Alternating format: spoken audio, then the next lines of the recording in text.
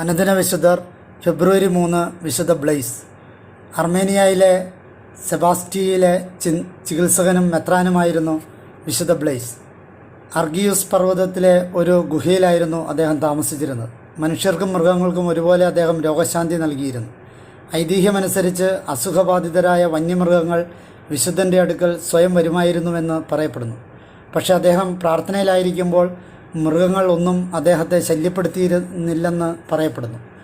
ഈ സമയത്താണ് കപ്പഡോച്ചിയയിലെ ഗവർണറായിരുന്ന അഗ്രിക്കോള ക്രിസ്ത്യാനികളെ പീഡിപ്പിക്കുവാനായി സെബാസ്റ്റിയിലെത്തിയത്. അദ്ദേഹത്തിൻ്റെ വേട്ടക്കാർ മൃഗങ്ങളെ വേട്ടയാടുന്നതിനായി അർഗിയൂസ് പർവ്വതത്തിലെ വനത്തിലെത്തി.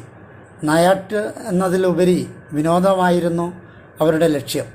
വിശുദ്ധ ബ്ലൈസിൻ്റെ ഗുഹയ്ക്ക് മുന്നിലായി ധാരാളം വന്യമൃഗങ്ങളെ കണ്ട് അവർ അവിടെ എത്തുകയും പ്രാർത്ഥനയിലായിരുന്ന വിശുദ്ധനെ കണ്ടെത്തുകയും ചെയ്തു. തുടർന്ന് അവർ അദ്ദേഹത്തെ പിടികൂടി ഗവർണറുടെ സമക്ഷം ഹാജരാക്കി.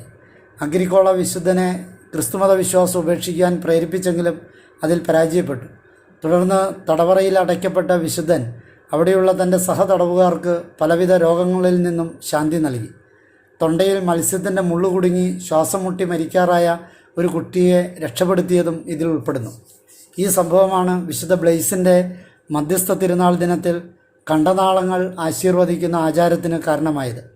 വെള്ളത്തിൽ മുങ്ങി മരിക്കുന്നതിനായി അവർ വിശുദ്ധനെ ഒരു തടാകത്തിലെറിഞ്ഞെങ്കിലും അദ്ദേഹം അത്ഭുതകരമായി വെള്ളത്തിൻ്റെ മീതെ നിൽക്കുകയും വെള്ളത്തിൻ്റെ മീതെ നടന്നുകൊണ്ട് തങ്ങളുടെ ദൈവത്തിൻ്റെ ശക്തി വേട്ടയാടുന്നവരുടെ മുമ്പിൽ തെളിയിക്കുകയും ചെയ്തു. അത് അനുകരിക്കാൻ ശ്രമിച്ചവർ വെള്ളത്തിൽ താണുപോയി. വിശുദ്ധൻ കരയിലെത്തിയപ്പോൾ അദ്ദേഹത്തെ പിടികൂടി അവർ മർദ്ദിച്ചു. ക്രൂരമായ ഈ മർദ്ദനങ്ങൾ ഏറ്റുവാങ്ങിക്കൊണ്ട് വിശുദ്ധൻ രക്തസാക്ഷിത്വം വരിച്ചു.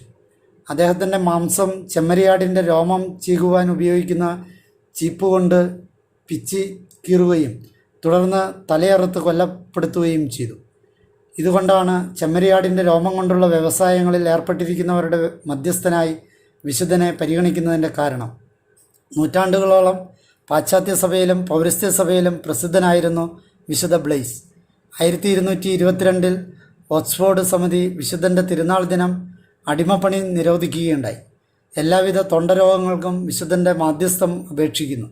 കൂടാതെ വിശുദ്ധൻ്റെ തിരുനാൾ ദിനത്തിൽ 2 മെഴുകുതിരികൾ പ്രാർത്ഥനയോടുകൂടി ആശീർവദിക്കുകയും ഈ ആശീർവാദം ലഭിക്കുന്നവരെല്ലാം എല്ലാവിധ അസുഖങ്ങളിൽ നിന്നും പ്രത്യേകിച്ച് തൊണ്ട സംബന്ധമായ രോഗങ്ങളിൽ നിന്നും സുഖം പ്രാപിക്കുകയും ചെയ്യുന്നു.